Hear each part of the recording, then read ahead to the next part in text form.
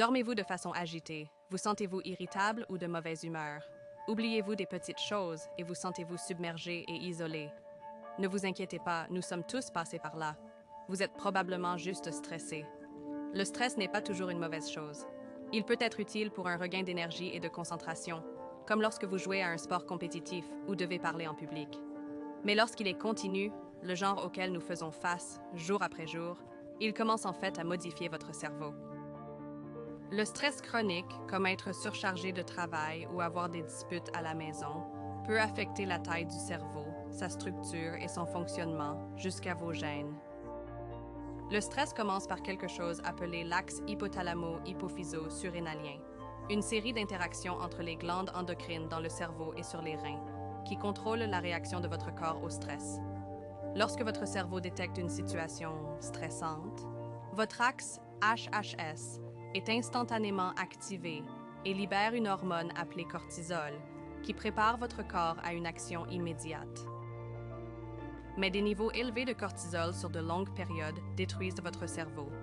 Par exemple, le stress chronique augmente le niveau d'activité et le nombre de connexions neuronales dans l'amygdale, le centre de la peur de votre cerveau. Et à mesure que le niveau de cortisol augmente, les signaux électriques dans votre hippocampe, la partie du cerveau associée à l'apprentissage, au souvenir et au contrôle du stress, se détériore. L'hippocampe inhibe également l'activité de l'axe HS, donc lorsqu'il s'affaiblit, votre capacité à contrôler votre stress aussi. Ce n'est pas tout cependant. Le cortisol peut littéralement faire rétrécir votre cerveau. Trop de cela entraîne la perte des connexions synaptiques entre les neurones et le rétrécissement de votre cortex préfrontal, la partie de votre cerveau qui régule des comportements tels que la concentration, la prise de décision, le jugement et l'interaction sociale. Cela entraîne également la production de moins de nouvelles cellules cérébrales dans l'hippocampe. Cela signifie qu'un stress chronique pourrait rendre plus difficile l'apprentissage et la mémorisation, et aussi préparer le terrain pour des problèmes mentaux plus graves, comme la dépression et, éventuellement, la maladie d'Alzheimer. Les effets du stress peuvent aller jusqu'à l'ADN de votre cerveau.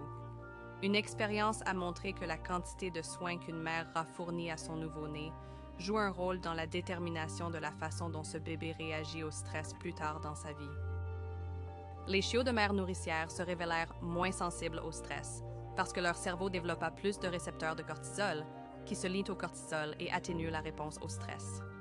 Les chiots de mère négligentes eurent le résultat opposé et devinrent donc plus sensibles au stress tout au long de leur vie. Ce sont ce que l'on appelle des changements épigénétiques, ce qui signifie qu'ils affectent les gènes exprimés sans modifier directement le code génétique. Et ces changements peuvent être inversés si l'on échange les mères. Mais il y a un résultat surprenant.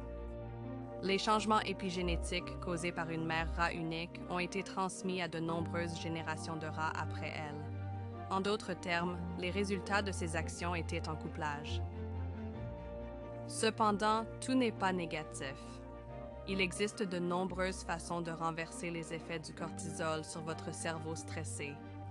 Les armes les plus puissantes sont l'exercice et la méditation, qui impliquent de respirer profondément et d'être conscient et concentré sur votre environnement. Ces deux activités diminuent votre stress et augmentent la taille de l'hippocampe, améliorant ainsi votre mémoire. Ne vous sentez donc pas vaincu par les pressions de la vie quotidienne. Contrôlez votre stress avant qu'il ne vous